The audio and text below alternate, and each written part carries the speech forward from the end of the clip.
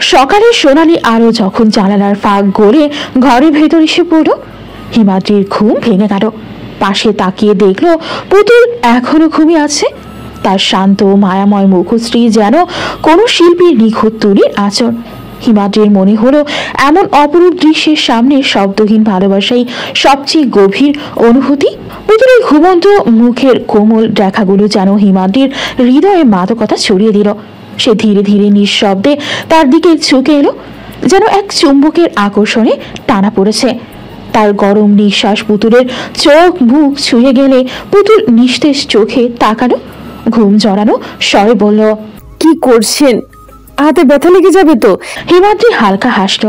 তার গলায় একরকম মোহ জমেছিল। নড়াচড়া করো না, তাহলে ব্যথা পাবে না। এই বলে সে পুতুলের নাকের সাথে নাক ছুঁয়ে দিল। একটা মৃদু স্পর্শ, অথচ যেন হাজার অনুভূতির বিস্ফোরণ। এক নীরব উত্তেজনায় ঘরটা ভারী হয়ে উঠল। বাতাসের মধ্যে যেন অদৃশ্য কম্পন, দুজনের শ্বাস প্রশ্বাসে এক নতুন সুর বেজে উঠল।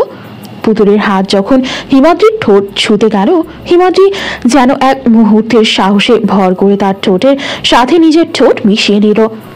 সময় থমকে গেল, চারপাশের সব শব্দ মিলিয়ে গেল। কেবল ছিল ওদের নিঃশব্দ অনুভূতি, গভীর প্রেম আর সেই আশ্চর্য মুহূর্তের আবেশ। পুতুলের শরীর যেন এক মৃদু শিহরণে কেঁপে উঠল, আর হিমাদ্রি তার বুকের কাছে মুখ গুজে দিল, যেন এই প্রশান্তির ভেতর নিজেকে হারিয়ে ফেলতে চায়।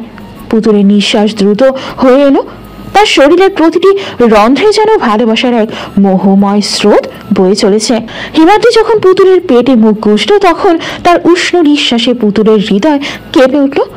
সে আপন মনে হিমাদ্রির চুলে আঙুল চালিয়ে দিল, যেন তার এই ছোঁয়া দিয়ে সে সমস্ত অনুভূতি প্রকাশ করতে চায়। হিমাদ্রি চোখ বন্ধ করে সেই ছোঁয়াটুকু অনুভব করল, যেন এই মুহূর্তটাই তার সমস্ত অস্তিত্ব। ধীরে ধীরে সে আলতো করে এক চুমু খেয়ে বলল, তুই জানিস না, তোকে ছুঁলে আমার মনে হয় পুরো পৃথিবীটা আমার হয়ে গেছে। পুতুল কাঁপা কাঁপা গলায় ফিসফিস করে বলল, হিমাদ্রি। এই এক শব্দের মধ্যে যেন হাজারটা অনুভূতির ঢেউ লুকিয়েছিল। হিমাদ্রি এবার তার মুখ তুলল, দু হাত দিয়ে পুতুলের মুখটা ধরে তার গভীর চোখের দিকে তাকালো। পুতুলও এক মুহূর্তের জন্য দৃষ্টি সরাতে পারল না। তোর চোখে আমি হারিয়েছি পুতুল, তুই কি আমায় থামাতে পারবি? পুতুল কিছু বলল না, শুধু আরো শক্ত করে হিমাদ্রির চুলের ভেতর হাত চালিয়ে দিল, যেন বলে দিল, হারিয়ে যান, আমিও হারিয়ে যাব আপনার সাথে। এই সম্পর্কের গভীরে কোনো সংশয় ছিল না, কোনো পিছু টান ছিল না, ছিল শুধু এক শুদ্ধ নীরব টান। এমন এক প্রেম যেখানে সময় থেমে যায়, যেখানে কেবল ওরা দুজনেই আছে, আর আছে একে অপরের মাঝে হারিয়ে যাওয়ার গভীর আকাঙ্ক্ষা। বেলা তখন 10:30। হিমাদ্রির ঘুম ভেঙেছে। ঘুম ভাঙেই দেখলো পুতুল তাকে খড়কুটোর মতো আঁকড়ে ধরে আছে। এই দৃশ্যটা দেখে হিমাদ্রির বুকটা শান্তির ঝড় বয়ে গেল। মুচকি হেসে পুতুলের ললাটে অধরটা ছুঁয়ে দিল। পুতুলের এলোমেলো শরীরটা সুন্দর করে গুছিয়ে দিয়ে ফ্রেশ হতে চলে গেল। লং একটা শাওয়ার নিয়ে বের হয় হিমাদ্রি। বের হয়ে দেখে পুতুল ঘুম থেকে উঠে বসে আছে। আলগোছে হেসে হিমাদ্রি বলল, মিসেস ফৌজিয়া পুতুল চৌধুরী অবশেষে উঠেছেন। পুতুলের ডাগর ডাগর চোখখানা দিয়ে হিমাদ্রির পানে তাকায়। হিমাদ্রির দিকে তাকাতেই লজ্জায় চোখটা নামিয়ে নেয় পুতুল। হিমাদ্রি ঠোঁট কামড়ে ধরে হাসে, তারপর বলে উঠল, হইছে, আর লজ্জা পেতে হবে না, যা উঠে ফ্রেশ হয়ে নে, আমি নাস্তা নিয়ে আসি, খাবার খেয়ে মেডিসিনটা নিতে হবে। পুতুল মাথা নাড়িয়ে বিছানা থেকে নেমে ফ্রেশ হতে চলে যায়। হিমাদ্রিও নিচে যায় খাবার আনতে। নিচে এসে খাবার নিয়ে আবার নিজের রুমে যায়। এসে দেখে পুতুল এখনো আসেনি। চিন্তায় কপালে ভাঁজ পড়ল। খাবার প্লেট বিছানার ওপর রেখে ওয়াশরুমের সামনে এসে দরজায় নক করে বলল, পুতুল ঠিক আছিস তুই? পুতুল শাওয়ার নিতে নিতে বলল, আর 2 মিনিট। হিমাদ্রি গিয়ে বিছানায় বসে পড়ে। ঠিক 2 মিনিট পর পুতুল বের হলো। পুতুল বের হতেই হিমাদ্রি স্বস্তির নিঃশ্বাস নিল। ধীর পায়ে পুতুল এসে হিমাদ্রির পাশে বসল। হিমাদ্রি পুতুলের দিকে মুখ করে বসে ওর মুখের সামনে খাবার তুলে দিল। পুতুল খাবার মুখে নিয়ে চিবোচ্ছে। হিমাদ্রি পুতুলকে খাওয়ানোর সাথে সাথে নিজেও খাচ্ছে। খাওয়া শেষ করে পুতুলকে মেডিসিন খাইয়ে দিয়ে বলল, সাবধানে থাকবি, আর কোনো দরকার হলে ফোন দিবি, আর কিছু খেতে ইচ্ছে করলে কাজে মেয়েটাকে ডেকে নিস, আর ভেজে জামা কাপড় পাকামো করে একদম ধুবি না। কাজের মেয়ে আছে, ধুয়ে দেবে। তুই বিশ্রাম নে। ডাক্তার কিন্তু বলেছে তোকে বিশ্রাম নিতে। নে শুয়ে পড়। তোর চোখ মুখ থেকে বোঝা যাচ্ছে তোর ঘুমের দরকার। বলি হিমাদ্রি উঠতে নিলে এই প্রথম নিচ থেকে পুতুল হিমাদ্রির হাতটা ধরে চকিত হয়ে পুতুলের পানে তাকায় হিমাদ্রি। পুতুল ধীরে কণ্ঠে বলল, সাবধানে যাবেন আর তাড়াতাড়ি ফিরবেন।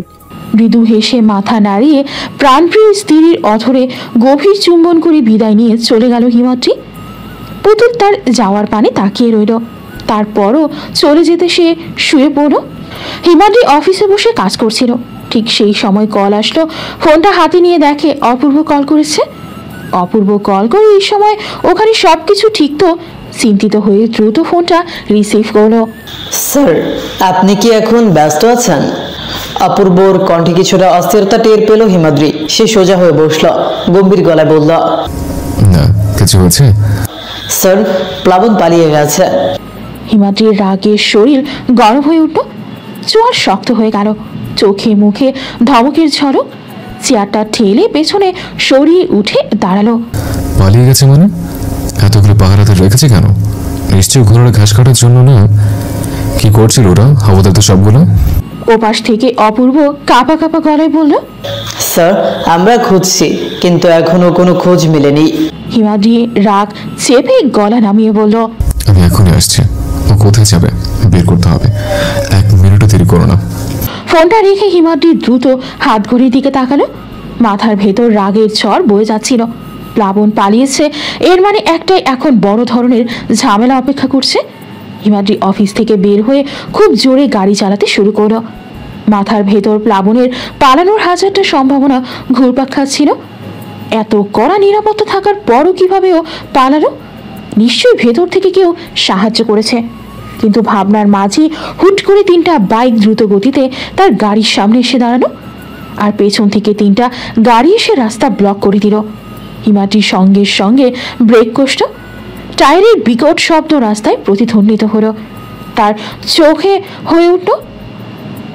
শরীরের প্রতিটি রন্ধ্রে সতর্কতা খেলে গেল। বাইক থেকে নামলো কয়েকজন মুখোশধারী লোক, হাতে ভারী অস্ত্র।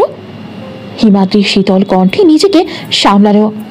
এই নাটকের রাইটার কে? সামনে আসো। তবে কেউ কথা বলল না, বরং এক লোক বন্দুক তুলে তাকালো তার গাড়ির কাছে দিকে। বুঝতে বাকি রইল না এই আক্রমণ পূর্ব পরিকল্পিত।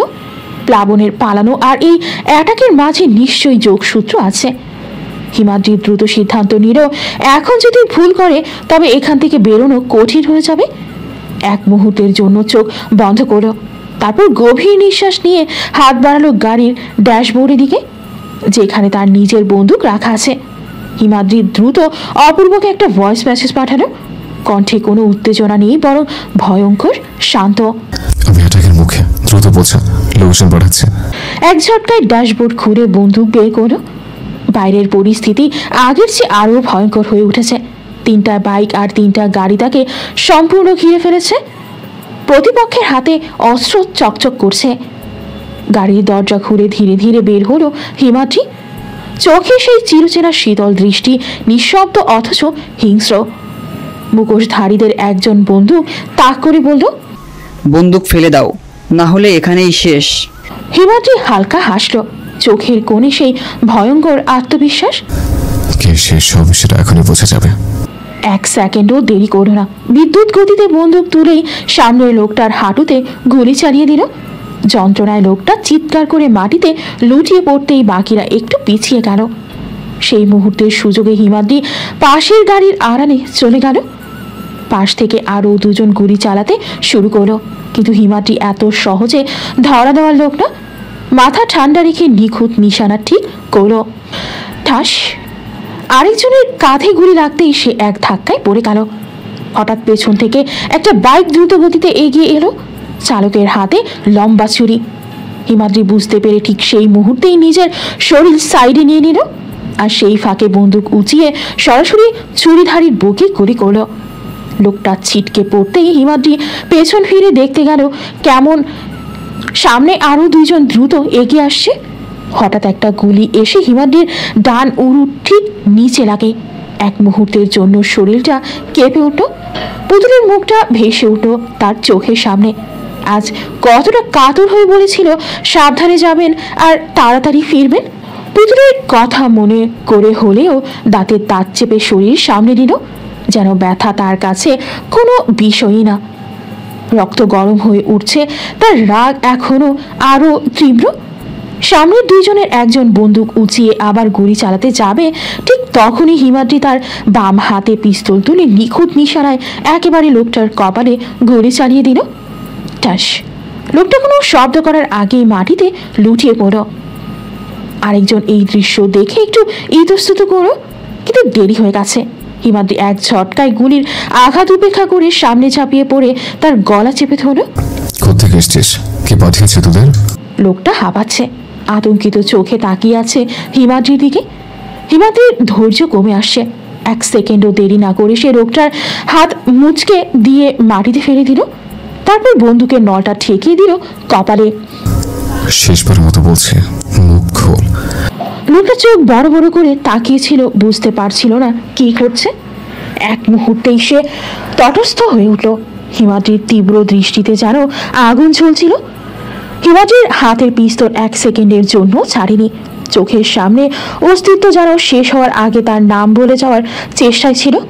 লোকটা ক্ষীণ গলায় বলল, প্লাবন, ওদেরই লোক, তোমার পিছনে। হিমাদ্রির চোখে আরো তীব্র ঝলকানি, তার মাথা গরম হয়ে উঠল। সে হাতটা শক্ত করে পিস্তলের ট্রিগারে টিপে দিয়ে ছুটে গেল আরেকজনের দিকে। তাকে একটানা আঘাত করে ছিটকে ফেলে দিল, তারপর অন্য আরেকজনের দিকে তীক্ষ্ণ দৃষ্টি ফেল। আর একটু ভুল করলে তোর শেষ। হঠাৎ কিছু বুঝে ওঠার আগেই চারপাশে আরো কয়েকজন এসে পড়ল।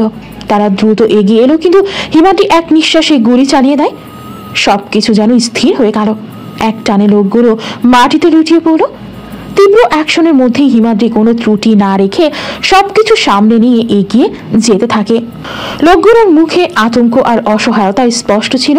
হিমাদ্রির চোখে এমন রাগ, এমন গ্লানি যে সে আর এক সেকেন্ড সময় নষ্ট করতে চায় না। আরেকটা ভুল করলে তোর শেষ। প্লাবন কোথায়? একজন যন্ত্রণায় কাতর হয়ে বলল। তাকে থামাতে চাইলে তুই মরবি। হিমাদ্রি তার কথা শেষ হওয়ার আগেই আরো গুলি চালিয়ে তাকে মাটিতে ফেলে দিল। এবার তার কণ্ঠে কোনো মায়া নেই। এটা ছিল শুধু এক অভিশাপের প্রতিশোধ। হিমাদ্রির পিস্তল আরো দৃঢ় হয়ে, যাতে সে একমাত্র লক্ষ্য নিয়ে এগিয়ে যেতে থাকে, যেন পৃথিবীর সমস্ত বাধা ভাঙতে প্রস্তুত। হিমাদ্রির মুখে অদ্ভুত এক হাসি ফুটে উঠল, যা তার চোখে আগুনের ঝলক দেখাচ্ছিল। এমন পরিস্থিতিতে এই হাসি যেন তার ভিতরের সমস্ত রাগ, ঘৃণা আর প্রতিশোধের ইচ্ছেকে প্রকাশ করছিল। অপূর্ব আর তার দল আসতেই হিমাদ্রি তাদের দিকে এক তীক্ষ্ণ দৃষ্টিতে তাকালো। অপূর্ব পিস্তল হাতে দাঁড়িয়েছিল, তবে হিমাদ্রির সেই হাসি দেখে সে খানিকটা ভয় ছিল। তার চোখে ঝকঝক একটা তীক্ষ্ণতা ছিল, যেন কোনো কিছুই তাকে আটকাতে পারবে না। হিমাদ্রি একটুখানি মাথা ঝুঁকিয়ে বলল, সবকিছু ঠিকঠাক তো অপূর্ব? অপূর্ব কিছুটা সতর্ক হয়ে বলল, হ্যাঁ, তবে আপনি ঠিক আছেন তো? কি আপনার তো গুলি লেগেছে। হিমাদ্রির হাসি আরো গভীর হলো, যেন তার মুখাবয়বে কোনো ভয়, কোনো কষ্ট নেই। সে পিস্তলটা আরো শক্ত করে ধরল এবং ধীরে ধীরে তার চোখে এক অবিশ্বাস্য দৃঢ়তা ফুটে উঠল। কিছু হয় না অপূর্ব, আগে জর্নারের বাচ্চাগুলোকে সার্চ করে তারপর সব হবে। হিমাদ্রি এক ঝটকায় তার বন্দুকের নল তুলে চারপাশে তাকিয়ে এক এক করে লোকদের দিকে নিশানা করতে শুরু করলো। তার চোখের কোণে ছলছল এক অদ্ভুত অনুভূতি ছিল, যেন কোনো ঝড় বা ভূমিকম্প আগাম আসছে। অপূর্ব একটু পেছনে সরে গিয়ে বলল, এইভাবে তো চলবে না স্যার, কিছুটা সাবধানী হতে হবে। তবে হিমাদ্রি কোনো দেরি না করে একে একে সবাইকে হুঁশিয়ার করে দিল। এটা আমার খেলা, আর এখানে আমার আইনই চলে। তারপর পিস্তলের ট্রিগার টেনে ঝলসে ওঠা এক গুলি ছুটে গেল। চারপাশে কোনো শব্দ না করে সবাই কিছু সময় থেমে গিয়েছিল। চারপাশে আহত মানুষের কাতরানো, মাটিতে পড়ে থাকা বন্দুকের খটখট শব্দ আর রক্তের গন্ধ, সব মিলিয়ে জায়গাটা যেন একটা রণক্ষেত্রে পরিণত হয়েছে। আহত লোকগুলো ছটফট করছে, কেউ গুলিবিদ্ধ হয়ে কাতরাচ্ছে, কেউ বা ব্যথায় গোঙাচ্ছে। হিমাদ্রি হাঁপাচ্ছে, তার শার্ট রক্তে ভিজে গেছে, ডান পা থেকে অনবরত রক্ত ঝরছে। তবুও তার চোখে ভয় নেই। কেবল একটা কঠিন দৃঢ়তা। অপূর্ব দ্রুত তার পাশে গিয়ে তাকে ধরে ফেলে।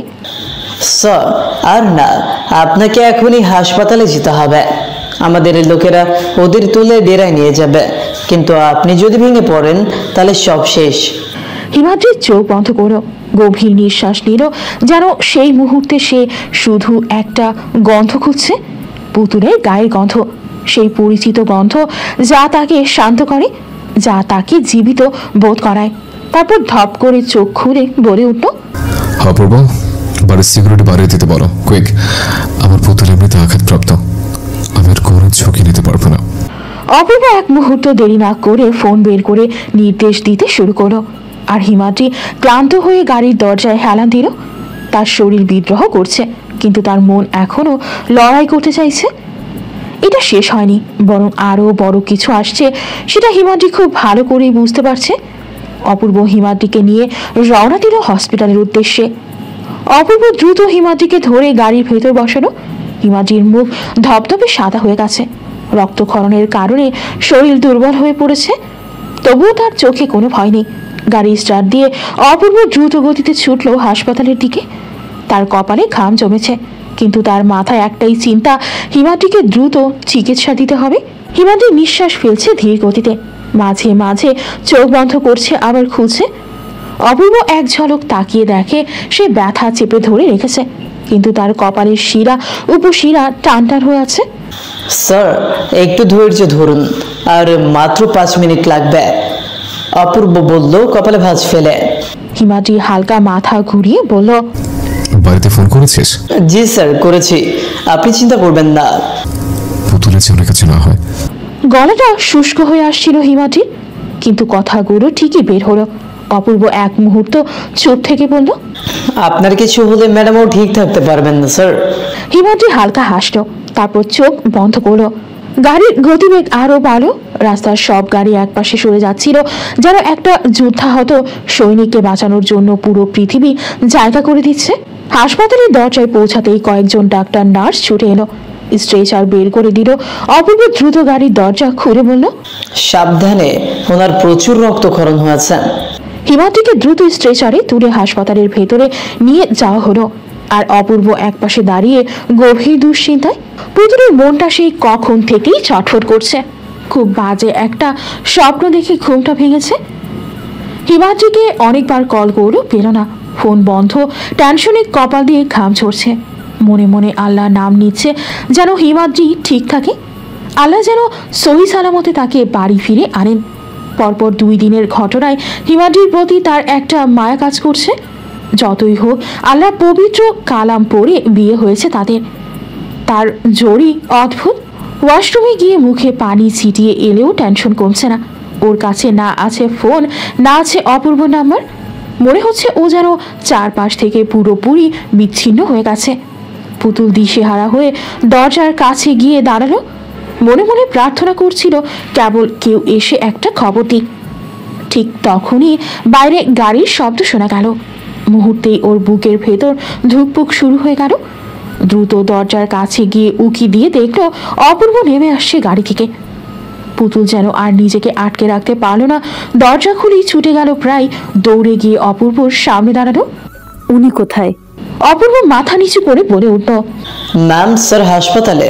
পুতুলের মনে ধক করে একটা ঝাঁকুনি খেলো। হসপিটালে? কি হয়েছে ওনার? গলার স্বর কাঁপছিল স্পষ্টভাবে। অপূর্ব চোখ তুলে তাকালো। পায়ে গুলি লেগেছে, তবে চিন্তার কিছু নেই। পুতুলের মাথা ঝিমঝিম করতে লাগলো। গুলি? হিমাদ্রি গুলি খেয়েছে? শ্বাস আটকে আসছিল যেন। অপূর্ব ধীরে ধীরে বলল, হ্যাঁ, কিন্তু উনি ভালো আছেন, আপনাকে দেখতে চাইবে, চলুন। এক মুহূর্ত দেরি না করে পুতুল দ্রুত ওনাটা ঠিক করলো। এখন তার শুধু একটাই চাওয়া, হিমাদ্রির কাছে পৌঁছানো। অপূর্ব দ্রুত গতিতে গাড়ি চালাচ্ছে। রাস্তার স্পিড লিমিট যেন এই মুহূর্তে কোনো বাধাই না। চারপাশের যানবাহন এক এক করে পেছনে পড়ে যাচ্ছে, আর পুতুল সামনের দিকে তাকিয়ে আছে ফ্যালফেল চোখে। তার হাতের আঙুলগুলো কাঁপছে, বুকের ভেতর অসম্ভব ভয় কাজ করছে। কিছুতেই মনকে বুঝ দিতে পারছে না। কতক্ষণ লাগবে? পুতুল একরকম চিৎকার করেই বলল, আর 10 মিনিট, আপনি চিন্তা করবেন না, স্যার ঠিক আছে। কিন্তু পুতুলের মন মানতে চাইছে না। হিমাদ্রিকে সুস্থ দেখতে হবে এক্ষুনি। কেবিনে পিন পিন নীরবতা। পাশে চেয়ার নিয়ে বসে আছে পুতুল। অপারেশনের পর থেকে হিমাদ্রি এখনো জ্ঞান ফেরেনি। স্যালাইনের ধীর গতির ফোঁটা গুনতে গুনতে পুতুলের চোখের পাতা ভারী হয়ে আসছে, কিন্তু ঘুম আসছে না। হিমাদ্রির ফ্যাকাশে মুখটা দেখেই বুকের ভেতরটা কেমন যেন মোচড় দিচ্ছে। চোখের কোণায় জল জমেছে, কিন্তু সে কান্না আটকে রেখেছে। আপনি কেন এমন করেন হিমাদ্রি? ফিস ফিস করে বলল পুতুল, হিমাদ্রির স্থির মুখের দিকে তাকিয়ে। এভাবে জীবন নিয়ে খেলেন কেন? হিমাদ্রির কোনো সাড়া নেই। নিঃশ্বাসের ওঠানামা ছাড়া আর কোনো নড়াচড়া নেই তার। পুতুল ধীরে ধীরে হাত বাড়িয়ে হিমাদ্রির হাতটা নিজের হাতে নিল। শক্ত হাতে ধরে রাখলো, যেন সে সেভাবেই তাকে ফিরিয়ে আনতে পারবে। আপনি কিছু হলে? কথাটা আর শেষ করতে পারল না পুতুল। গলা ধরে এলো। একটা দীর্ঘশ্বাস ছেড়ে হিমাদ্রির পাশে বসে রইল সে। কেবিনের নীরবতা আরো ভারী হয়ে উঠল। সময় থমকে গেল যেন। পুতুলের চোখ দিয়ে নীরব জল গড়িয়ে পড়ল। সে হাতটা আরো শক্ত করে ধরল, যেন এই বন্ধনটা কিছুতেই ছেড়ে দিতে দেবে না। ঠিক তখনই খুব হালকা একটা চাপ অনুভব করে পুতুল। সে দ্রুত মাথা তুলে তাকালো। হিমাদ্রির আঙুল একটু নড়ল। পুতুল প্রায় নিঃশ্বাস বন্ধ করে তার মুখের দিকে তাকিয়ে রইল। কিছুক্ষণ পর হিমাদ্রির চোখের পাতা সামান্য কাঁপল। তারপর ধীরে ধীরে চোখ খুলল। পুতুল একদম স্থির হয়ে গেল। হিমাদ্রি তার দিকে একটু সময় নিয়ে তাকিয়ে থাকলো, যেন চেনার চেষ্টা করছে। ঠোঁটের কোণে ক্লান্ত একটা হাসি ফুটিয়ে ফিসফিস করে বলল, কাঁদছিস কেন পুতুল? পুতুলের চোখ আবার ছলছল করে উঠল। ঠোঁট কাঁপছিল। কিছু বলতে গিয়েও থেমে গেল। হিমাদ্রি চোখের পাতা বন্ধ করে একটু সময় নিল। তারপর অনেক কষ্টে ফিসফিস করে বলল, আমি মরে যাইনি। পুতুল সাথে সাথে তার হাতটা আরো শক্ত করে চেপে ধরে বলল, আমারও আপনার হোক। খোদার কাছে লাখো শুকরিয়া, আপনি বেঁচে আছেন, ভালো আছেন। হিমাদ্রি একটু ম্লান হাসল। পুতুলও কোনো কথা বলল না, কেবল তাকিয়ে আছে হিমাদ্রির দিকে। হিমাদ্রির আঙুলগুলো পুতুলের হাতে রূপান্তরিত হয়ে এক মধুর অনুভূতি ছড়াচ্ছিল, যেন তাদের মাঝখানে কোনো দূরত্ব নেই, কোনো বাধা নেই। এটা ছিল এক নিঃশব্দ ভালোবাসার অব্যক্ত প্রতিশ্রুতি, যা কেবল একে অপরকে অনুভব করার ক্ষমতা দেয়। পাগলি একটা হয়েছে, আর কাঁদতে হবে না। তোর অস্তিত্বে মিশে আছে আমি। তুই যদি বলিস আমি তোর অঙ্গ সেজেছি, তবে আমি বলবো তুই আমার শরীর, আমার প্রাণ। তোর মধুর ছয়ে ভরেছে জীবন। তুই ছাড়া কিছু অর্থহীন, কিছুই নাও। যতবার তোর চোখে দেখি আমি, ততবার নতুন করে আমি ভালোবাসি। তুই আমার হৃদয়ের প্রতির স্পন্দন। তুই হলি আমার পৃথিবী, আমার সবকিছু। তোর মাঝে আমি হারিয়ে গেছি। মুগ্ধ হয়ে শুনল পুতুল তার ভাষা যেন হারিয়ে গেল হিমাদ্রির ভালোবাসার সমুদ্রের ঢেউয়ে। পুতুল বসা অবস্থায় হিমাদ্রির বুকে ঝাঁপিয়ে পড়ল। হিমাদ্রিও তাকে এক হাতে আগলে নিল। পৃথিবীর সব থেকে সুন্দর আর পবিত্র হলো স্বামী স্ত্রীর ভালোবাসা। হিমাদ্রি তার মাদকা ডাক দিল, পুতুল ভালোবাসিস আমাকে? ভালোবাসি কিনা সেটা তো জানি না, বাট আপনার জন্য টান অনুভব করেছি দুদিন ধরে, আর সেই টান উপেক্ষা করা আমার নেই। আপনাকে ছেড়ে যাওয়ার ক্ষমতাও আমার নেই। তোর ডানা দুটো যে আমি ছেড়ে দিয়েছি বাধ্যতার বাধা বন্ধনে, আর বন্ধন ছিন্ন করার ক্ষমতা যে তোর নেই। জানেন, যখন আপনাকে ফোন করে পাচ্ছিলাম না, তখন বুকের ভিতর এক অদ্ভুত পীড়া অনুভব করছিলাম। হয়েছে, আর কথা বলতে হবে না, এবার একটু রেস্ট করুন, আমি আছি তো আপনার কাছে। হিমাদ্রি বিনিময়ে একটু হাসল, তারপর মাথা নাড়িয়ে হ্যাঁ বোঝানো। আর পুতুল হিমাদ্রির মাথায় হাত বুলিয়ে দিতে থাকলো। পুতুলের নরম হাতে ছোঁয়া যেন হিমাদ্রির সকল ব্যথা উপশম হয়েছে। বাহিরে কড়া পাহারাদার, তবুও ভয় পাচ্ছে অপূর্ব, কারণ প্লাবন যে এখনো নিখোঁজ। এইটা তো জেনে গেছে প্লাবনের লোকেরা। হিমাদ্রির ওপর অ্যাটাক করেছিল, এখন আবার হসপিটালে পুতুল আছে। যদি পুতুলের গায়ে একটা ফুলের টোকাও পড়ে, তাহলে হিমাদ্রি তার ধ্বংসাত্মক রূপ নেবে। পুতুল তো আর জানে না তার নিজের লোকই তার জন্য ক্ষতিকর। এতদিন তো আড়াল করে পুতুলকে বাঁচিয়েছে, এখনো তো সব প্রকাশে। পুতুল কি কখনো জানতে পারবে তার সব থেকে বিশ্বস্ত মানুষগুলোই তার জন্য বিষাক্ত? জানতে হলে গল্পের সাথেই থাকতে হবে। হাসপাতাল থেকে রিলিজ পাওয়ার পর হিমাদ্রিকে নিয়ে বাড়ি ফেরল পুতুল। গাড়ি থেকে নামার সময় ওর শরীরের ভারসাম্য সামলাতে একটু কষ্ট হচ্ছিল, কিন্তু পুতুল সঙ্গে সঙ্গে এগিয়ে গিয়ে তাকে ধরে ফেলল। সাবধানে, আস্তে আস্তে নামুন। হিমাদ্রি ক্লান্ত চোখে তাকালো পুতুলের দিকে। আমি একদম ঠিক আছে পুতুল, অত চিন্তা করিস না। পুতুল কিছু বলল না, শুধু শক্ত করে তার হাতটা ধরে রাখলো। তারপর ধীর পায়ে তাকে নিয়ে ঘরের দিকে এগিয়ে গেল। পুতুল হিমাদ্রিকে ধরে ঘরে নিয়ে গেল। বিছানার কাছে পৌঁছেই আস্তে করে বলল, বসুন, আমি আপনাকে শুয়ে দিচ্ছি। হিমাদ্রি একটু বিরক্তির সুরে বলল, পুতুল, আমি নিচে থেকে শুতে পারবো, তোর হাতে যে চোট সেটা ভুলে যাস না। পুতুল ঠোঁট উল্টিয়ে অসহায়দের মতো থাকলো হিমাদ্রির দিকে। হয়েছে, আয় আমার পাশে এসে শুবি। আমি শুয়ে পড়লে আপনার কিছু লাগলে তখন কি করব? তখন যদি আপনি ডাক না দেন? আমার কিছু লাগলে তোকে ডেকে দিব, কিন্তু শরীরের প্রতি কোনো অনিয়ম আমি বরদাস্ত করবো না পুতুল। তুই সুস্থ মানে আমি সুস্থ। তোর হৃৎপিণ্ড আর আমার হৃৎপিণ্ড একসাথে গাঁথা। যেদিন আমার হৃৎপিণ্ড থেমে যাবে সেই দিন তোর হৃৎপিণ্ড থেমে যাবে। মিলিয়ে নিস আমার কথা। পুতুল চাপটে ধরলো হিমাদ্রিকে আর বলল, দয়া করুন, এসব বলবেন না, আমার শুনতে খারাপ লাগে। আচ্ছা বেশ, বলবো না। তাহলে আয়, তুই আমার পাশে শুয়ে পড়, তোর রেস্টের দরকার। হিমাদ্রির কথায় সায় দিয়ে পুতুল হিমাদ্রির পাশে শুয়ে পড়ল। হিমাদ্রি তার আদরের হাতখানা দিয়ে পুতুলকে আগলে ধরল। পুতুল ও হিমাদ্রির স্পর্শ পেয়ে কেমন যেন গুটিয়ে গেল। ঘুমের অতল গহ্বরে তলিয়ে গেছে দুজন। হিমাদ্রি আর পুতুলকে দেখে মনে হবে ঝিনুকের বুকে মুক্ত লুকিয়ে রাখা, যাতে কেউ চুরি করা তো দূর, যাতে কেউ দেখতে না পারে, ঠিক সেই ভাবেই আগলে রেখে ঘুমিয়ে আসে। হিমাদ্রি ঘুম থেকে উঠে দেখে পুতুল কাজ করছে। তুই সব কি করছিস? পুতুল হিমাদ্রির দিকে তাকিয়ে বলল, কিছু কাজ করছি। তোকে এসব করতে কে বলেছে? কেউ না, আপনি উঠেছেন, আসুন ফ্রেশ হয়ে নেবেন। বলে হিমাদ্রি উঠতে নিলে পুতুল এক হাতে হিমাদ্রিকে ধরে নিল। চলুন, আমি নিয়ে যাচ্ছি।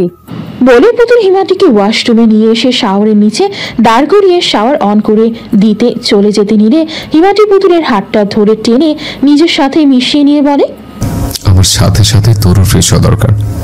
শাওয়ারের ঝরঝরে পানিতে দুজনেই ভিজে একাকার। পুতুলের নরম কাপড় তার ত্বকের সাথে সেটে যায়।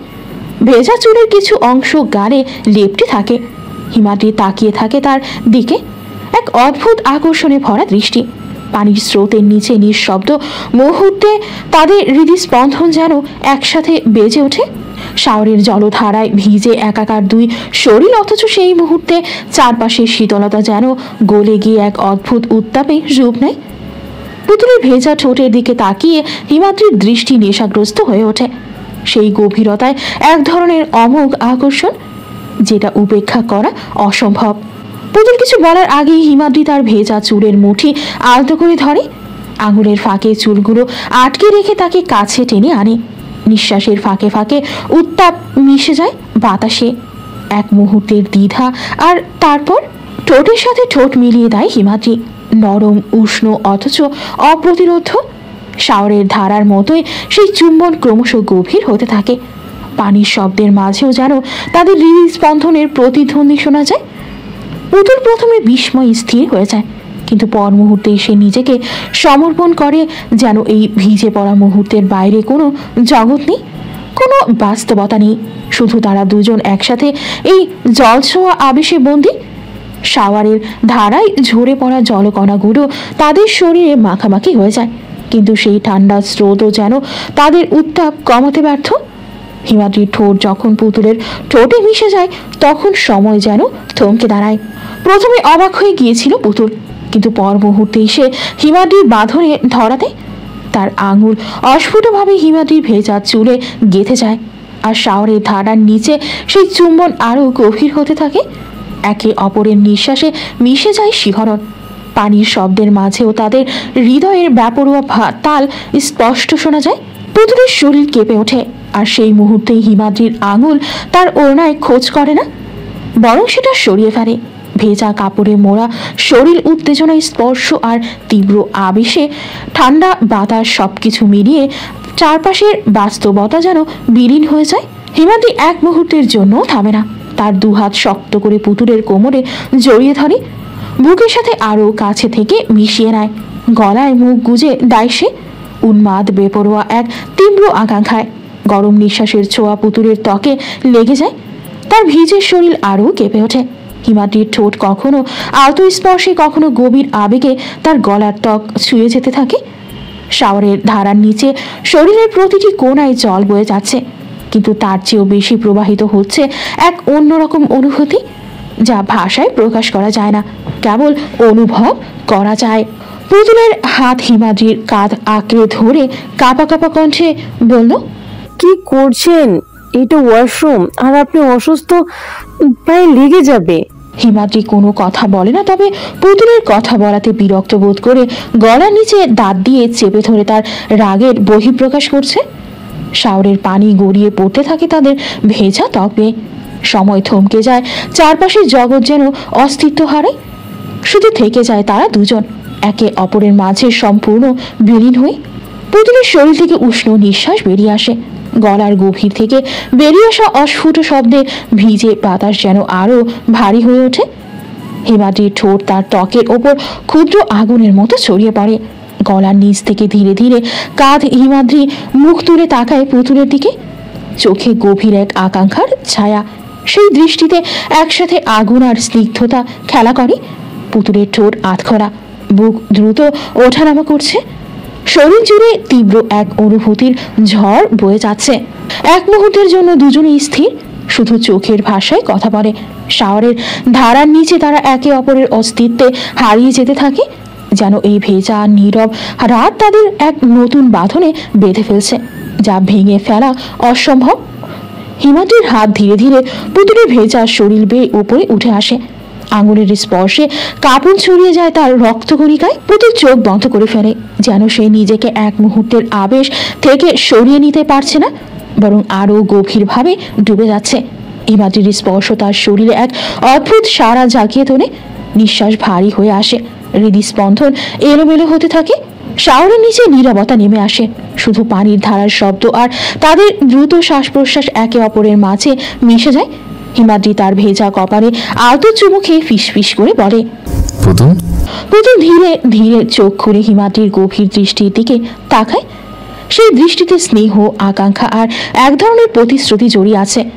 এই মুহূর্তে চারপাশের বাস্তবতা যেন কোথাও নেই, শুধু তারা দুজন সময়ের সীমানা পেরিয়ে, শুধু ওরা দুজন সময়ের সীমানা পেরিয়ে একে অপরের অস্তিত্বে বিলীন হয়ে।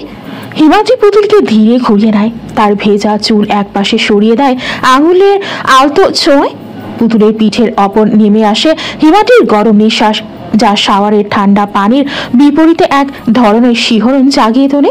তারপর কোনো পূর্ব সতর্কতা ছাড়াই হিমাদ্রি ঠোঁট চেপে ধরে পুতুলের ভেজা পিঠে। অবিরত আবেশময় তার ঠোঁটের উষ্ণতা, পানির স্রোত আর সারা শরীর জুড়ে ছড়িয়ে পড়া শিহরণ পুতুলকে মুহূর্তের জন্য স্তব্ধ করে দেয়। পুতুলের আঙুল শক্ত হয়ে আসে, দেওয়ালের ঠান্ডা টাইলসে চেপে ধরে নিজেকে স্থির রাখার চেষ্টা করে, কিন্তু হিমাদ্রির গভীর স্পর্শে সে যেন ক্রমশ নিজেকে হারিয়ে ফেলছে। তার নিঃশ্বাস একটানা ভারী হয়ে ওঠে, চোখ বন্ধ করে অনুভব করে হিমাদ্রির প্রতিটি ছোঁয়া। হিমাদ্রি খুব বেপরোয়া হয়ে উঠেছে, একটানে পুতুলের জামার ফিতেটা খুলে দিয়ে পুতুলকে ঘুরিয়ে দিয়ে ঠোঁটের সাথে ঠোঁট মিলিয়ে দিয়ে ওকে নিয়ে বাথটবে পড়ে যায়। পুতুল নাড়াচাড়াও করতে পারছে না। হিমাদ্রি পুতুলের জামাটা সরিয়ে ভেজা পেটে ঠোঁট চেপে ধরে, চোখ মুখ খিচে ফেলে পুতুল। হিমাদ্রির হাত পুতুলের জামার কুচি খোঁজে, আর সে তাতে একেবারে মৃদু এবং যত্ন সহকারে ছোঁয়া দেয়। জামার প্রান্ত খুলে যাওয়ার সঙ্গে পুতুল তার সাথে আরো এক ধাপ গভীর সংযোগ অনুভব করে, যেন এই মুহূর্তে তারা একে অপরের আরো কাছে পায়। পুতুলের উন্মুক্ত ত্বকে হিমাদ্রি আরো বেপরোয়া ভাবে ছুঁয়ে দিচ্ছে। যতবার হিমাদ্রি তার শরীরের কাছাকাছি আসে, ততবার পুতুলের হৃদস্পন্দন দ্রুত হতে থাকে, যেন তাদের মধ্যে একটি অদৃশ্য সেতু তৈরি হচ্ছে। তারা একে অপরের অনুভব করতে পারে, তাদের মধ্যে এক গভীর সংযোগ তৈরি হয়, যা শারীরিক সীমার বাইরে চলে যায়। হিমাদ্রি পুতুলের প্রতি তার আন্তরিক অনুভূতিগুলো প্রকাশ করতে চাইছিল, এবং প্রতিটি স্পর্শে সে তাকে আরো কাছে নিয়ে আসছিল।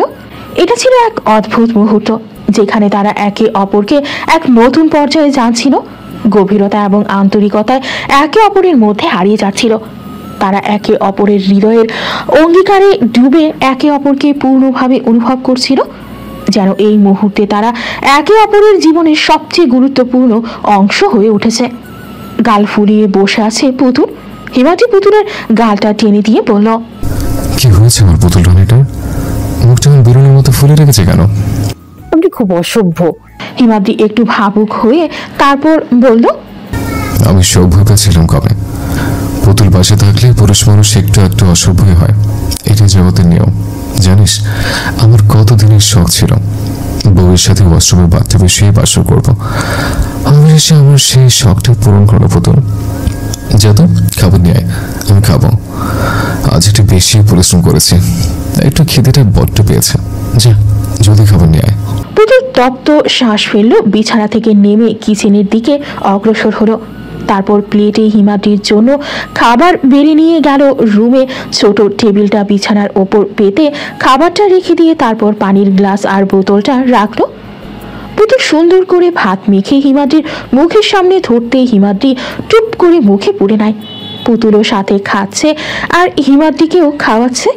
খাওয়ার শেষে সবকিছু গুছিয়ে রেখে এসে মেডিসিন বক্স থেকে মেডিসিন নিয়ে হিমাদ্রিকে খাইয়ে নিজেও মেডিসিন খায় পুতুল।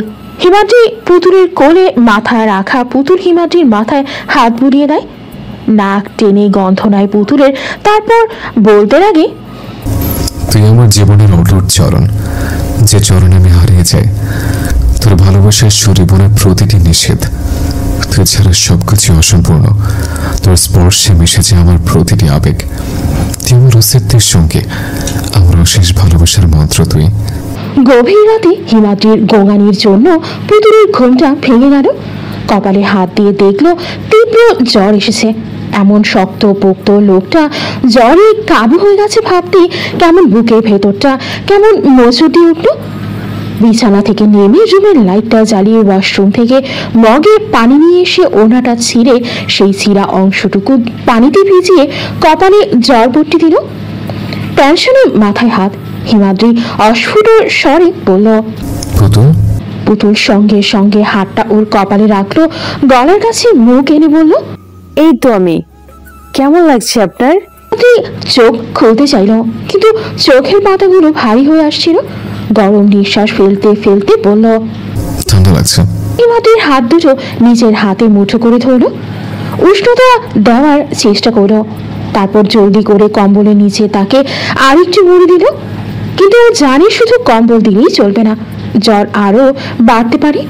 সে ব্যস্ত হয়ে ঔষধ খুঁজতে লাগলো।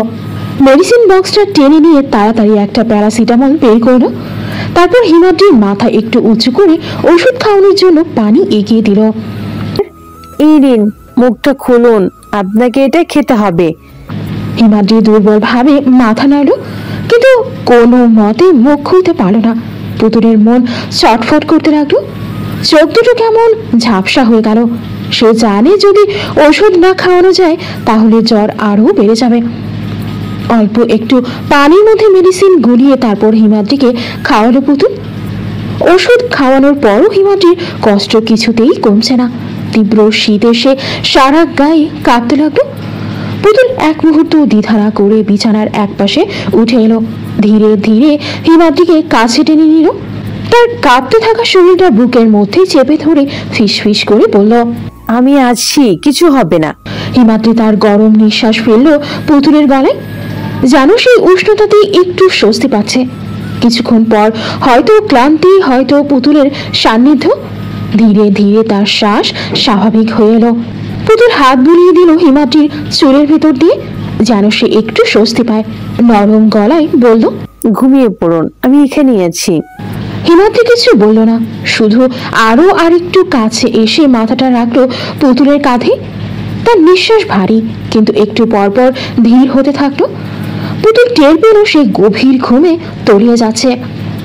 পুতুল একটা দীর্ঘ নিঃশ্বাস ফেললো, তারপর মৃদু হাসলো।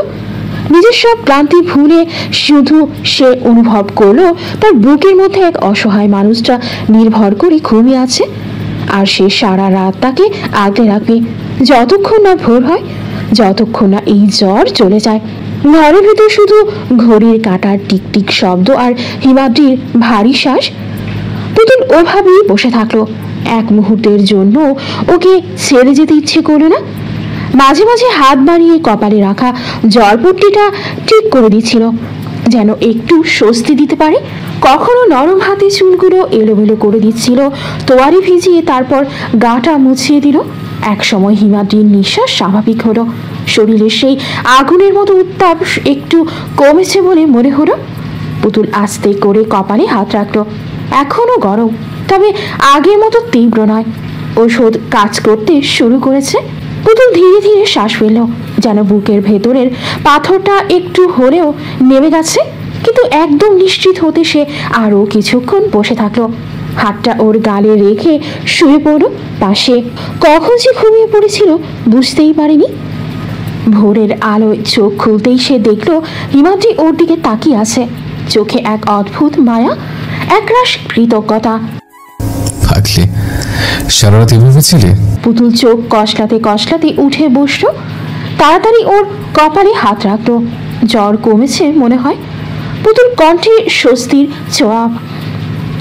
হিমাদ্রি মাথা নাড়ল, ঠোঁট হালকা হাসি। সারা রাত এভাবে ছিলে? তোর যতই তো ভালো হবো না?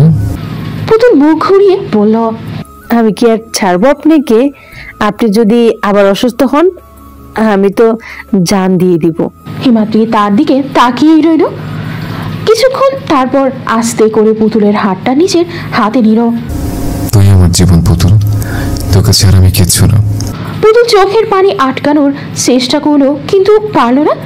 ও জানে ভালোবাসা শুধু কথা নয়, ভালোবাসা দায়িত্ব। সে সারা রাত যেভাবে হিমাদ্রিকে আগলে রেখেছিল সেভাবেই আগামীর সব দিনও আগলে রাখবে। আর হিমাদ্রি, সে জানে পৃথিবীর জীবনের সব কঠিন সময় পুতুলের পাশেই থাকবে। কারণ এই সম্পর্ক শুধু প্রেমের নয়, এটা আত্মার বন্ধন, অবিচ্ছেদ্য, চিরকালীন। হিমাদ্রি ধীরে ধীরে উঠে বসল। শরীর এখনো দুর্বল, কিন্তু চোখে একরাশ প্রশান্তি। পুতুল তাড়াতাড়ি উঠে গিয়ে এক গ্লাস পানি এনে দিল। ধীরে ধীরে খান, বলল পুতুল। কপালে হাত রেখে নিশ্চিত হলো যে জ্বর পুরোপুরি কেটে গেছে কিনা। হিমাদ্রি পানি খেয়ে মাথা নিচু করলো, যেন কিছু ভাবছে। তারপর আস্তে করে বলল, সারা রাত না ঘুমিয়ে আমার জন্য এত কিছু করলে, নিজের শরীরের একটু চিন্তা নেই তোর? পুতুল ঠোঁট ফুলিয়ে বলল, আপনি কি আমার কথা শুনছেন? সবসময় নিজের মতো করে চলেন। আপনার শরীর খারাপ হলে আমি কিভাবে শান্তিতে ঘুমাবো? হিমাদ্রি মৃদু হাসল, তারপর এক ঝটকায় পুতুলকে নিজের দিকে টেনে নিল। পাগলি, তোর মতো কেউ নেই, তুই আমার সব। পুতুল ধপ করে ওর বুকে মাথা রেখে চোখ বন্ধ করলো। মনে হলো এখানেই ওর পৃথিবীর সব আরাম লুকিয়ে আছে। আর কষ্ট দেবেন না, কথা দিন, ফিস ফিস করে বলল পুতুল। হিমাদ্রি চুলে হাত বুলিয়ে বলল, কথা দিলাম, তোকে ছাড়া এক মুহূর্ত থাকবো না। সকালটা নতুন প্রতিশ্রুতি আর ভালোবাসায় ভরে উঠল। বাইরের আলো রোদের ঝিলিক এনে জানালায় পড়ছে, আর ঘরের ভেতর এক নিঃশর্ত ভালোবাসার বন্ধনে বাধা পড়ে রইল দুই প্রাণ চিরদিনের জন্য। পুতুল কিছুক্ষণ চুপচাপ হিমাদ্রির বুকে মাথা রেখে রইল। ওর বুকের ধুকপুক শব্দ শুনতে শুনতে মনে হলো পৃথিবীর সবচেয়ে নিরাপদ জায়গায় আছে সে। হিমাদ্রিও শক্ত করে ওকে জড়িয়ে ধরেছিল, যেন হারিয়ে যাওয়ার ভয় আছে। হিমাদ্রি সাদরে আগলে নিল পুতুলকে। পুতুল হিমাদ্রিকে বলল, কিছু খাবেন? সকালের নাস্তাটা বানিয়ে নিয়ে আসি। হিমাদ্রি মাথা নাড়িয়ে হ্যাঁ বলল। পুতুল হিমাদ্রিকে ছেড়ে রান্নাঘরের দিকে ছুটল। রান্নাঘরে এসে ভাবলো ঝাল ঝাল হাঁসের মাংস ভুনা করবে আর পরোটা করবে। পুতুল রান্নাঘরে ঢুকে প্রথমে আলমারি খুলে মশলাগুলি বের করলো। ধনে গুঁড়া, জিরে গুঁড়া, মরিচ গুঁড়া, হলুদ, গরম মশলা সব গামলায় সাজিয়ে রাখলো। তারপর চুলার পাশে রাখা ঝুড়ি থেকে পেঁয়াজ, রসুন, আদা নিয়ে কাটার বোর্ডে রাখলো। হাঁসের মাংসটা ফ্রিজ থেকে বের করে গরম পানিতে ধুয়ে নিল।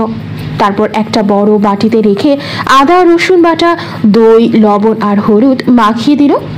এতে মাংসটা সুন্দরভাবে মশলার সঙ্গে মিশে যাবে। পরোটার জন্য আলমারির ড্রয়ার থেকে আটা বের করলো।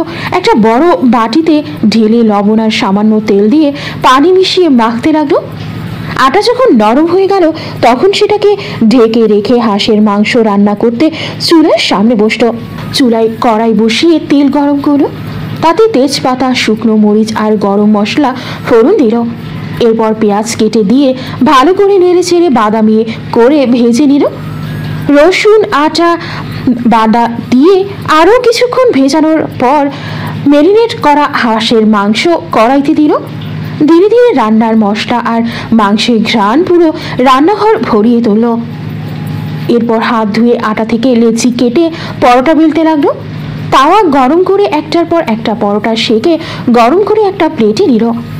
সব কিছু তৈরি হলে ট্রেতে করে হাঁসের মাংস, পরোটা আর 1 কাপ দুধ চা নিয়ে হিমাদ্রির কাছে গেল। হিমাদ্রি একটু হেসে বলল, নিয়ে এসেছিস? তবে কেমন হবে জানি না। হিমাদ্রি মুচকি হেসে বলল, তোর হাতে রান্না মানেই ভালোবাসার স্বাদ। দুল পাশে বসে পরোটা ছিঁড়ে হিমাদ্রির হাতে তুলে দিল। খান, ঠান্ডা হয়ে গেলে ভালো লাগবে না। হিমাদ্রি এক টুকরো মুখে দিয়ে চোখ বন্ধ করলো। অমৃত। পুতুলও খেতে শুরু করলো।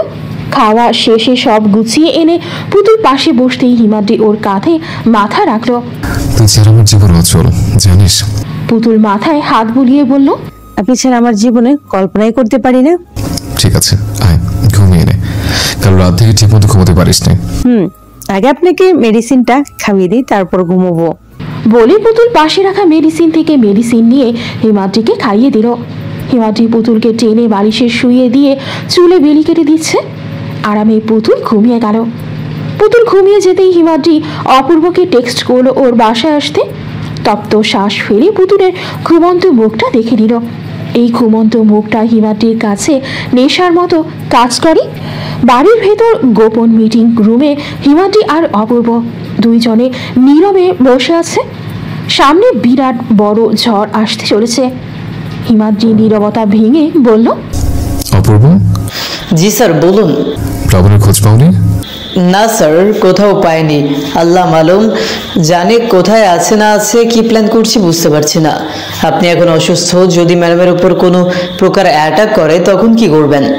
আমি হিমাদ্রি যতদিন বেঁচে থাকবো আমার পুতুল অক্ষত থাকবে।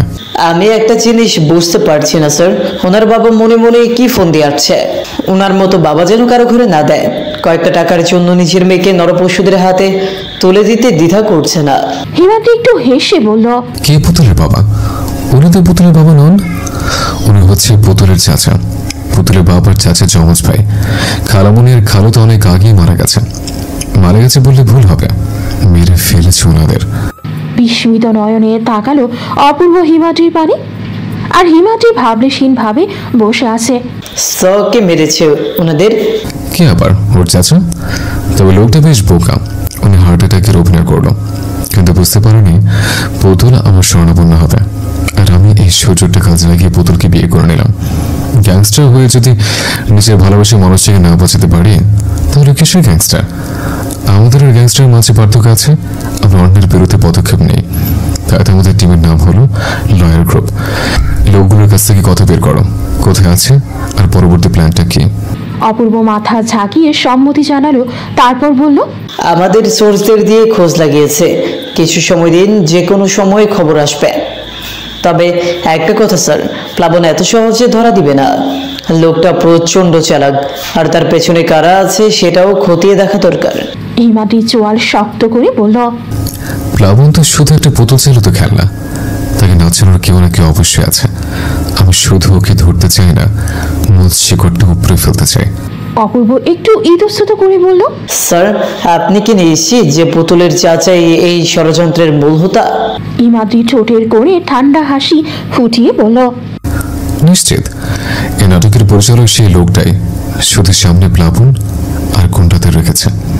তাছাড়া পুতুলের অতীতের সব ঘটনা বিশ্লেষণ করলে বুঝতে পারবে ওর চাচা কখনোই ওর ভালো চায়নি। তার টার্গেট ছিল সম্পত্তি, কিন্তু আমার উপস্থিতি তার সব হিসাব উল্টে দিয়েছে। অপূর্ব গভীর চিন্তায় পড়ে গেল। কিছুক্ষণ চুপ করে থেকে বলল, তাহলে আমাদের দ্রুত কিছু করতে হবে। যদি সে বুঝতে পারে আমরা তার পরিকল্পনা ধরে ফেলেছি, তাহলে সে নতুন কোনো চাল দিবে। হিমাদ্রি একটা দীর্ঘ নিঃশ্বাস ফেলল। আমি জানি, তাই আগে ভাগেই ব্যবস্থা নিতে হবে।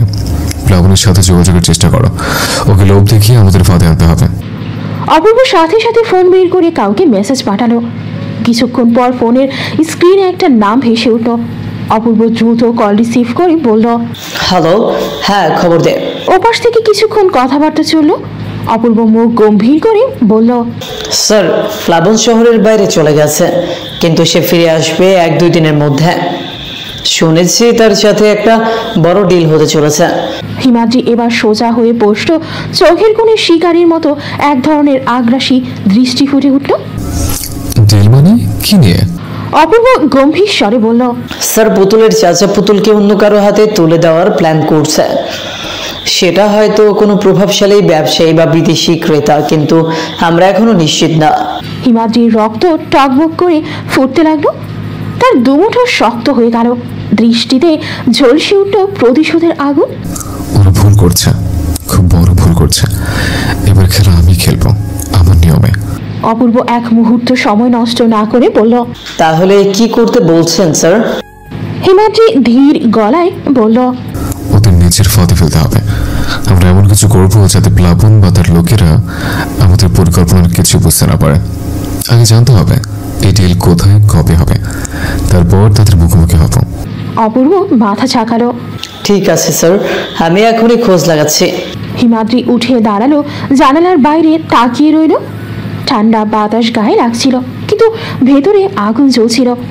এবারের খেলাটা সহজ হবে না, কিন্তু সে জানে শেষ হাসিটা তাকেই হাসতে হবে। পুতুলকে কেউ কষ্ট দেবে আর সে চুপ করে বসে থাকবে, এটা কখনোই সম্ভব না।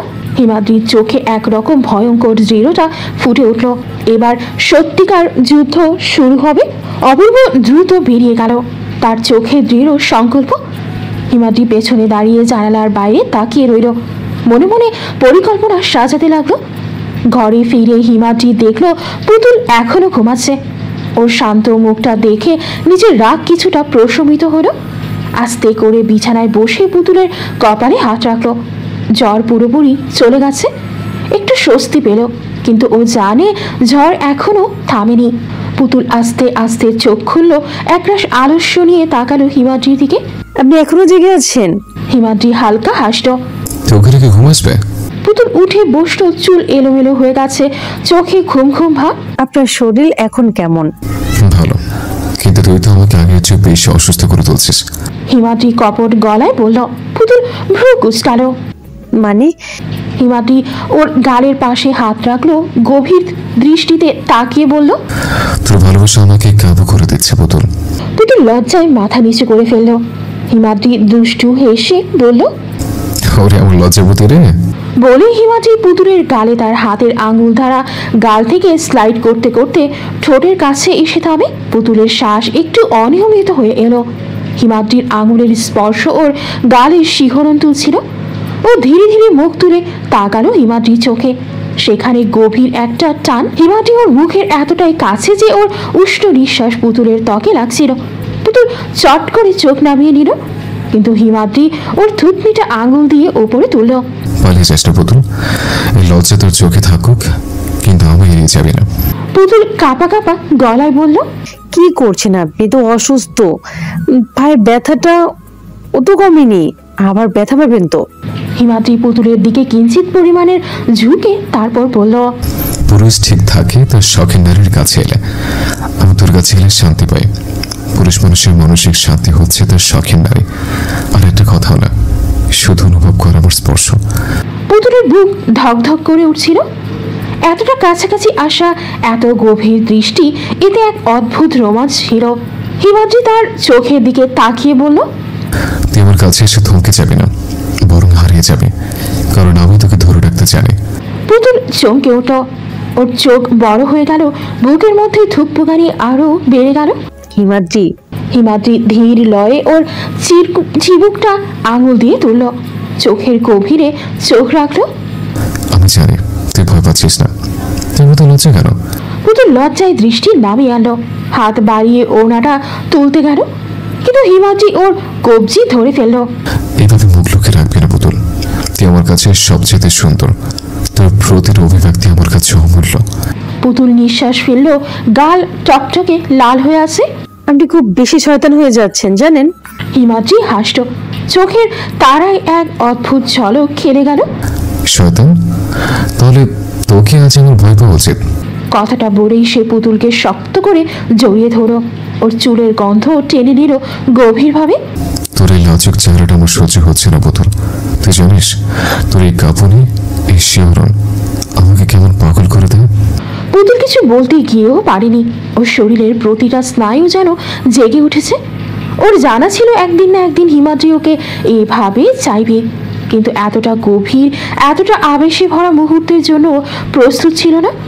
হিমাদ্রি ধীরে ধীরে ওর কানের কাছে ফিসফিস করলো, আজ তোর কোনো পালানোর উপায় নেই পুতুল, কারণ তুই শুধু আমার চিরকাল। হিমাদ্রি পুতুলের গোলাপি রাঙা ওষ্ঠ তার আয়ত্তে নিয়ে নেয়, গভীর চুম্বন আবদ্ধ করছে পুতুলকে। পুতুল ভার সামলাতে না পেরে বিছানায় পড়ে যায়। তখনও হিমাদ্রি পুতুলের ওষ্ঠ সুধা পান করছে। হিমাদ্রি ধীরে ধীরে পুতুলের মুখ থেকে মুখ সরালো। ওর লাল হয়ে যাওয়া মুখের দিকে তাকিয়ে মৃদু হাসল। পুতুল লজ্জায় মুখ লুকানোর চেষ্টা করতেই হিমাদ্রি কপালে একটা আলতো চুমু খেয়ে বলল, তুই আমার, শুধু আমার, এটা কখনো ভুলে যাস না। পুতুল কোনো কথা বলল না, শুধু মাথা নিচু করে হিমাদ্রির বুকে বুক লুকিয়ে ফেলল। ও জানে এ ভালোবাসা একদিনে তৈরি হয়নি, এটা বহুদিনের জমে থাকা আবেগ, ভালোবাসার এক অপরূপ রূপ, যা হয়তো সারা জীবন এমনই থাকবে, গভীর, অটুট আর নির্ভরতার প্রতীক হয়ে। পুতুলের বুক ধকধক করে উঠল, ওর শরীর গরম হয়ে আসছে, কিন্তু এই অনুভূতিটা যেন নতুন, যেন এক ধরনের মাদকতা ছড়িয়ে দিচ্ছে সারা শরীরে। হিমাদ্রি, পুতুল কাঁপা কাঁপা গলায় ডাকলো, কিন্তু ওর কণ্ঠেও ছিল একরকম অসহায় আকর্ষণ। হিমাদ্রি ওর ঘাড়ে গভীর শ্বাস ফেলল, ঠোঁট ছুঁয়ে দিয়ে বলল, তুই জানিস না তোর এই লাজুক কম্পন আমায় কেমন পাগল করে দেয়।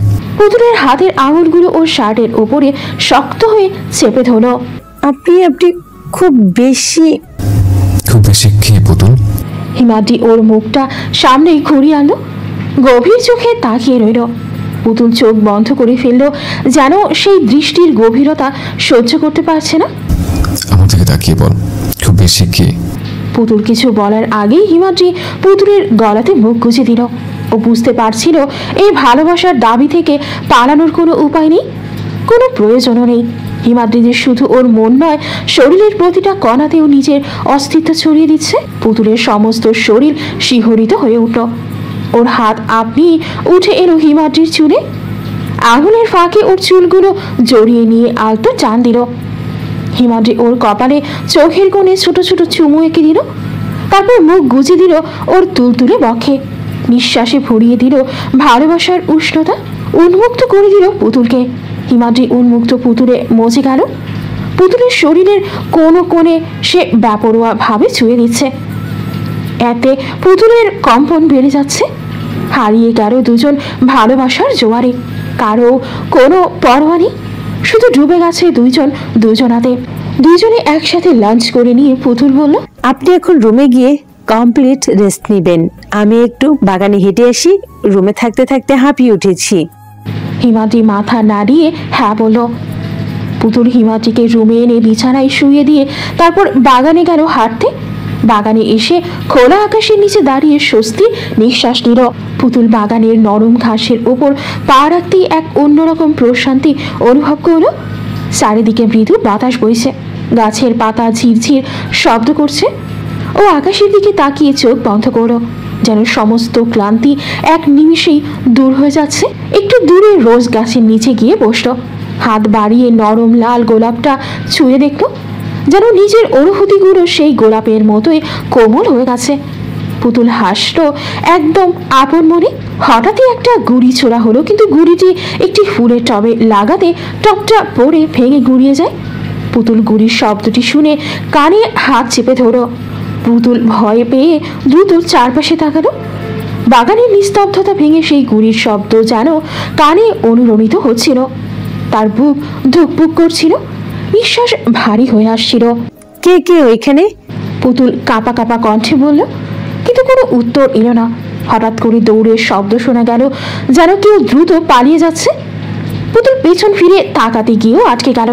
পায়ের তলায় মাটির মতো কিছু একটা নড়ে উঠল। নিচে তাকিয়ে দেখে একটা ছোট কাগজের টুকরো পড়ে আছে। ও দ্রুত কাগজটা তুলল। হাতে নিয়েই বোঝা গেল কেউ ইচ্ছে করেই এটা ফেলে গেছে। হিমাদ্রি পায়ের ব্যথা উপেক্ষা করে দৌড়ে বাগানে এসে দেখে পুতুল সুরক্ষিত, কিন্তু মাটিতে টপটা পড়ে আছে। হিমাদ্রি এসে পুতুলকে জড়িয়ে ধরে বলল, কিছু হয়নি, কিছু হয়নি, তুই ঠিক আছিস? পুতুল এতটা ভয় পেয়ে আছে যে সে কথা বলতে ভুলে গেছে। শুধু হিমাদ্রির বুকে মাথা রেখে ঘন ঘন শ্বাস নিচ্ছে। হিমাদ্রি শক্ত করে পুতুলকে জড়িয়ে ধরে রেখেছিল, যেন ওর শরীরের প্রতিটা কম্পন অনুভব করতে পারছিল। পুতুলের হাত মুষ্টিবদ্ধ হয়ে ওর শার্টের ওপর চেপেছিল, নিঃশ্বাস এখনো ভারী। পুতুল, চোখ খুলে আমার দিকে তাকা। পুতুল ধীরে ধীরে মুখ তুলল, ওর চোখে আতঙ্কের ছাপ স্পষ্ট। হিমাদ্রি গভীরভাবে ওর চোখে তাকিয়ে বলল, তুই নিরাপদ আছিস, আমি থাকতে তোকে কেউ স্পর্শ করতে পারবে না। পুতুল আস্তে করে মাথা নাড়ল, কিন্তু ওর হাতের মুঠো এখনো হিমাদ্রির শার্ট আঁকড়ে ধরেছিল। পুতুল হিমাদ্রির দিকে তার হাতে থাকা কাগজটি এগিয়ে দিল। হিমাদ্রি ভ্রু কুচকে কাগজটি হাতে নিয়ে খুলে দেখল। এখনো সময় আছে, সাবধান হয়ে যাও, নইলে পরের গুলিটা ফুলের টবে নয় অন্য কোথাও লাগবে। এইগুলো লেখা আছে। রাগে তার রক্ত টকবক করে উঠল। কাগজটা হাতে মুচড়ে একপাশে ছুঁড়ে ফেলে দিল। এরপর পুতুলকে শক্ত করে ধরে বলল, তুই এখন থেকে একা কোথাও যাবি না, সবসময় আমার চোখের সামনেই থাকবি। পুতুল কিছু বলতে গেলেও হিমাদ্রি থামিয়ে দিল। না, কোনো আপত্তি শোনা হবে না, তুই আমার প্রাণ পুতুল, তোর গায়ে আচরণ রাখতে দেবো না। পুতুল হালকা মাথা নাড়ল। ও বুঝতে পারছিল হিমাদ্রি এখন কিছুতেই শোনার মুডে নেই। ওর জানা নেই এই হুমকি কতদূর করাবে, কিন্তু একটা ব্যাপারে স্পষ্ট, এটা শুধুই শুরু, আর সামনে অপেক্ষা করছে আরো ভয়ঙ্কর কিছু। হিমাদ্রি কোনো কথা না বলে একদম শক্ত হাতে পুতুলকে কোলে তুলে নিয়ে বাড়ির ভেতরে ঢুকে গেল। পুতুল অবাক হয়ে বলল, আপনি এটা কি করছেন? আমি ঠিক আছি। চুপ। হিমাদ্রি কড়া গলায় বলল, তোর একা হাঁটতে দেওয়ার মতো পরিস্থিতি নেই, আমি জানি তুই ভয় পেয়েছিস, শুধু স্বীকার করছিস না। পুতুল প্রতিবাদ করতে গিয়ে থেমে গেল। সত্যিই তো, ওর শরীরটা এখনো একটু কাঁপছে, বুক ধুকপুক করছে। হিমাদ্রির উষ্ণ শক্ত হাতেও একটা আশ্রয়ের মতো অনুভব করছিল। হিমাদ্রি সোজা রুমে গিয়ে পুতুলকে বিছানায় নামিয়ে দিল। তারপর ওর পাশে বসে বলল, আমি আবারও রিপিট করছি পুতুল, আজকের পর থেকে তুই একা কোথাও যাবি না পুতুল, বাইরে যাওয়া এমনকি বাগানে হাঁটাও বন্ধ। পুতুল কপট রাগ দেখিয়ে বলল, এভাবে বন্দি করে রাখবেন নাকি? হিমাদ্রি ওর চিবুকটা আঙুল দিয়ে তুলল, চোখে কঠিন অথচ কোমল দৃষ্টি। হ্যাঁ, যদি এতে তুই নিরাপদ থাকিস তাহলে আমি তোর জন্য এই কারাগার বানাতেও রাজি আছি। পুতুল একটু অসহায় ভাবে ওর দৃষ্টির দিকে তাকালো। কিন্তু এটা তো সমাধান নয়। সমাধান আমি বের করব, তুই শুধু আমার পাশে থাকবি, এইটুকুই চাওয়া। পুতুল গভীরভাবে শ্বাস নিল। বুঝতে পারছিল হিমাদ্রি কেবল রাগে নয়, ভেতরে ভেতরে ভীষণ উদ্বিগ্ন। ও কিছু বলল না, শুধু আস্তে করে হাত বাড়িয়ে হিমাদ্রির হাত ধরল। আমি আছি হিমাদ্রি, সব সময়। হিমাদ্রির মুখে এক চিলতে প্রশান্তির ছাপ ফুটে উঠল, কিন্তু ও জানতো এই লড়াই সহজ হবে না। যারা এই হুমকি দিয়েছে তারা থেমে যাবে না। ফোন বের করে অপূর্বকে একটা টেক্সট করে পুতুলকে এক গ্লাস পানি খাইয়ে ওকে শুয়ে দিয়ে মাথায় হাত বুলিয়ে দিচ্ছে। পুতুল হিমাদ্রির বুকে নাক টেনে শখের পুরুষের গন্ধ নিচ্ছে। একটা সময় পুতুল ঘুমিয়ে গেল। পুতুল ঘুমিয়ে যাওয়াতে হিমাদ্রি একটু স্বস্তির নিঃশ্বাস নিল। হিমাদ্রি আর অপূর্ব মুখোমুখি হয়ে বসে আছে। রুমের চারপাশটা বেশ সুরক্ষিত, বাইরের কেউ এখানে প্রবেশ করতে পারে না। টেবিলের ওপর একটা কাগজের ফাইল রাখা, যেখানে তাদের সাম্প্রতিক সমস্ত ঘটনার বিশদ নোট নেওয়া হয়েছে। অপূর্ব হাত গুটিয়ে বসেছিল, চোখে মুখে চিন্তার ছাপ। এবার তো মনে হচ্ছে ব্যাপারটা সত্যি সিরিয়াস স্যার। প্রথমে হুমকি দাও, তারপর গুলি চালানো, এইগুলো কেবল ভয় দেখানোর জন্য না, এরা সত্যি কিছু একটা করতে চাইছে। হিমাদ্রি টেবিলে রাখা কাগজের দিকে তাকিয়ে বলল, আমাদের খুব কাছের কেউ এর সঙ্গে জড়িত, না হলে এত নিখুঁতভাবে ওরা পুতুলের রুটিন জানবে কিভাবে? অপূর্ব মাথা নেড়ে বলল, ঠিক বলেছেন স্যার, আমি কিছুদিন ধরে খেয়াল করছিলাম আমাদের বাড়ির ভেতর থেকে কোনো না কোনোভাবে তথ্য বাইরে যাচ্ছে। হিমাদ্রির ভ্রু কুঁচকে গেল। তোমার কি মনে হয় আমাদের বাড়ির কোনো কাজের লোকের সঙ্গে জড়িত? অপূর্ব দীর্ঘশ্বাস ফেলল। এটা নিশ্চিতভাবে বলা মুশকিল, তবে আমাদের লোকদের গতিবিধি নজরে রাখা দরকার। হিমাদ্রি ফাইল খুলে একবার সবকিছু দেখে নিল, তারপর বলল, প্লাবনকে খুঁজে বের করতে হবে, এইসবের সাথেও জড়িত। আমার দুর্বলতাকে আঘাত করে আমাকে দুর্বল করার প্রচেষ্টা, এই যা, আর কিছু না। অপূর্ব গম্ভীর কণ্ঠে বলল, এটা একটা ট্র্যাপও হতে পারে। আমাদের এমনভাবে চাল দিতে হবে যেন তারা ভাবতে পারে আমরা কিছুই জানি না। হিমাদ্রি ঠান্ডা গলায় বলল, ঠিক আছে, এবার আমাদের পাল্টা চাল দেওয়ার সময় এসেছে। অপূর্ব একটুখানি হাসল। হিমাদ্রি চোখ সরু করে বলল, ওদের নিজের জালে ফাঁসাতে হবে। অপূর্ব টেবিলে হেলান দিয়ে বলল, আমি আপনার কথার মানে বুঝতে পারছি, কিন্তু কিভাবে? হিমাদ্রি মৃদু হাসল, কিন্তু তার চোখে শীতল এক কঠোরতা খেলে গেল। একটা ফাঁদ পাততে হবে যাতে ওরা নিজেরাই ধরা পড়ে। অপূর্ব কিছুক্ষণ চিন্তা করে বলল, তাহলে ঠিক আছে, কাল থেকেই প্ল্যান শুরু। হিমাদ্রি একবার পুতুলের কথা ভাবলো, তারপর মৃদু স্বরে বলল, পুতুলকে এর থেকে দূরে রাখতে হবে। কিছুতেই ওর গায়ে আঁচ লাগতে দেওয়া যাবে না। অপূর্ব মাথা নেড়ে বলল, নিশ্চিন্তে থাকুন স্যার, এবার খেলার পালা আমাদের। হিমাদ্রি গম্ভীর স্বরে বলল, সব তথ্য গোপনে সংগ্রহ করতে হবে যেন তারা বুঝতেই না পারে আমরা তাদের গতিবিধি লক্ষ্য করছি। অপূর্ব মাথা নেড়ে সায় দিল। আমার এক বিশ্বস্ত লোক আছে, তাকে লাগিয়ে দিই। বাড়ির ভেতরের সবার গতিবিধি নজরে রাখবেন। হিমাদ্রি কয়েক সেকেন্ড চুপ থেকে বলল, ঠিক আছে, তবে খুব সাবধানে কাজ করতে হবে, কেউ যেন টেন না পায়। অপূর্ব কিছুক্ষণ চিন্তা করে বলল, প্লাবন যদি সত্যি এই ঘটনার পেছনে থাকে তবে সে নিশ্চয়ই আরেকটা চাল দিবে। আমাদের শুধু অপেক্ষা করতে হবে আর ওদের সুযোগ দিতে হবে নিজেদের ভুল করার। হিমাদ্রির চোখ সরু করে বলল, এবার আমি দেখব কে কাকে ফাঁদে ফেলতে পারে। অপূর্ব টেবিলের উপর ভর দিয়ে একটু সামনে ঝুঁকে বলল, আমাদের প্ল্যান কিভাবে সাজাবো স্যার? হিমাদ্রি ঠান্ডা গলায় বলল, প্রথমে আমাদের জানতে হবে প্লাবন এখন কোথায় আছে আর কার সঙ্গে আছে। ওর গতিবিধি বোঝা দরকার। আমি কাল থেকে খোঁজ নেওয়া শুরু করব। তবে একটা কথা স্যার, প্লাবন বেশ ধূর্ত, ও এত সহজে ধরা দিবে না। হিমাদ্রি মৃদু হেসে বলল, ধরা দিতে হবে না, আমরা ওকে এমন পরিস্থিতিতে ফেলবো যেখানে ও নিজে আমাদের কাছে আসতে বাধ্য হবে। মানে আপনি ওর জন্য কোনো ফাঁদ তৈরি করতে চাইছেন? হ্যাঁ, হিমাদ্রি চোখের তীক্ষ্ণ দৃষ্টি এনে বলল, একটা ভুল তথ্য ছড়াতে হবে, এমন কিছু যা ওর আগ্রহ বাড়াবে আর ওর দলের কেউ সেটা জানতে চাইবে। দারুণ আইডিয়া। তাহলে আমি এমন একটা খবর ছড়াই যাতে ওরা মনে করে আমরা তাদের সম্পর্কে কিছুই জানি না, বরং উল্টো কোনো দুর্বলতা আছে আমাদের দিক থেকে। ঠিক আছে, তবে সাবধানে এগোতে হবে। আমি চাই না পুতুলের কোনো ক্ষতি হোক, ওকে এই ঝামেলার বাইরে রাখতে হবে। আপনার স্ত্রী একদম নিরাপদ থাকবেন স্যার। এখন আমাদের চালটা কি হবে? হিমাদ্রি চেয়ার থেকে উঠে জানালার কাছে গিয়ে বাইরে তাকিয়ে বলল, আমাদের এমন একটা তথ্য ছড়াতে হবে যা শুনলে প্লাবন নিজের সুবিধা নেওয়ার চেষ্টা করবে। আমরা ওকে লোভ দেখাবো আর সেই লোভই ওকে ফাঁদে ফেলবে। তাহলে তো খেলা শুরু হয়ে গেল স্যার। হিমাদ্রির ঠোঁটের কোণে এক চিলতে কঠিন হাসি ফুটে উঠল। মিটিং শেষে অপূর্ব চলে গেল। অপূর্ব চলে যেতেই হিমাদ্রি রুমে গেল, গিয়ে দেখলো পুতুল নাড়াচাড়া করছে, মানে ঘুম থেকে উঠে পড়বে। হিমাদ্রি বিড় বিড় করে বলতে লাগলো, যাক, ম্যাডাম উঠবে তাহলে। হিমাদ্রি গিয়ে পুতুলের পাশে বসে মাথায় হাত বুলিয়ে দিচ্ছে। পুতুল ধীরে ধীরে চোখ খুলে তাকালো। পুতুল ধীরে ধীরে চোখ খুলে তাকাতেই হিমাদ্রি হেসে বলল, কি ম্যাম, ভালো ঘুম হয়েছে? পুতুল একটু মুচকি হাসলো। উফ ম্যাডাম, এত সুন্দর করে হাসতে কে বলেছে? এই যে দেখুন, এখন আমার হৃদয়টা কেমন করছে। পুতুল ফের খিলখিল করে হেসে উঠল। হিমাদ্রি পুতুলের দিকে ঝুঁকে নাকের সাথে নাক ঘষা দিয়ে আলতো করে ঠোঁট ছুঁয়ে দিল পুতুলের ঠোঁটে। হিমাদ্রি পুতুলের চোখে এক দৃষ্টিতে তাকিয়ে, তুই জানিস না পুতুল, তোর হাসির মধ্যে এমন কিছু আছে যা আমার সমস্ত দুশ্চিন্তা দূর করে দেয়। পুতুল হালকা এক হাসি দিয়ে বলল, তাহলে সবসময় হাসতে থাকবো যাতে আপনি দুশ্চিন্তামুক্ত হন। হিমাদ্রি আরো একটু কাছাকাছি গিয়ে বলল, তোর এই হাসি, তোর এই কথা, এগুলো সবকিছু আমার জীবনের সবচেয়ে সুন্দর অনুভূতি। এরপর একটু থেমে হিমাদ্রি পুতুলের কপালে একটি স্নেহময়ী চুমো রেখে বলল, তুই সবসময় আমার পাশে থাক পুতুল, আমি কিছু হারাতে চাই না, তোর এই হাসিটাও না। পুতুল হিমাদ্রির কাঁধে মাথা রেখে বলল, এই তো আমি আপনাকে ছেড়ে যাব না তো। হিমাদ্রি পুতুলের জামার ভেতরে নিজের শক্ত পোক্ত হাতটা দিয়ে পুতুলের কোমর পেঁচিয়ে ধরে বলল, আমি যেতে দিলে তো তুই যাবি, তুই আমার পোষা পাখি।